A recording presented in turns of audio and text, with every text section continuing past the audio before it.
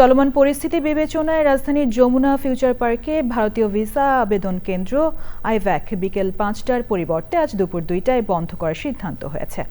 IVAC বাংলাদেশের ওয়েবসাইটে সংক্রান্ত একটি নোটিশ প্রকাশ করা হয়।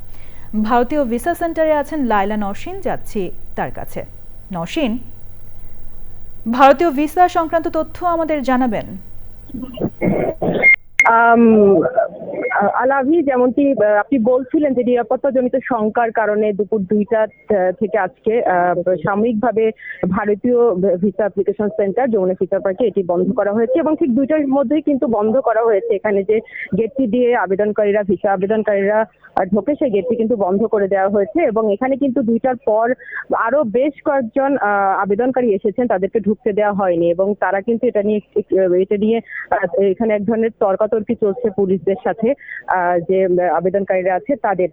যমুনা ফিউচার পার্কের এই আইভ্যাক সেন্টারে কিন্তু প্রতিদিন সকাল ভোর থেকেই আবেদনকারীরা এখানে ভিসা আবেদন জমা দিতে আসে, সেহেতু দুপুরের মধ্যে কিন্তু বেশিরভাগ যারা আবেদনকারী তাদের আবেদন ফর্ম জমা দেওয়া হয়ে যায়।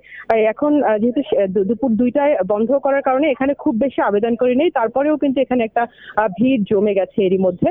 এবং ভারতীয় আইভ্যাক বাংলাদেশের ওয়েবসাইটে কিন্তু এ সংক্রান্ত একটি নোটিশ তারা প্রকাশ করেছিল। তারা বলেছিল উদ্ভূত নিরাপত্তা পরিস্থিতির কারণে আজ দুপুর ২টার পর থেকে কোনো কার্যক্রম চলবে না এবং তারা আরো বলেছিল যে যাদের আবেদন জমা দেওয়ার কথা ছিল তাদের জন্য পরবর্তী সময়ে আসলে তারিখ নির্ধারণ করে দেওয়া হবে।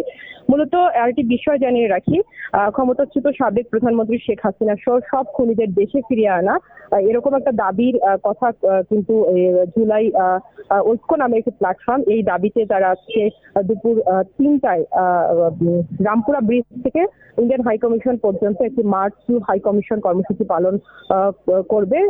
ধারণা করা হচ্ছে এখানে যে লোকজন এসেছেন তারা বলছেন এই কর্মসূচি কেন্দ্র করে যদি এই ভিসা সেন্টার বন্ধ করে দেওয়া হয় এটা আসলে তাদের জন্য বেশ ভোগান্তির। তারা বলছে আগাম যদি নোটিশ দেওয়া হতো তাদেরকে, তাহলে হয়তো দূর দূরান্ত থেকে তারা এখানে ভিসা অ্যাপ্লিকেশন জমা দেওয়ার জন্য আসতো না। আপাতত যেহেতু দুপুরের দিকে ভিসা আবেদন করি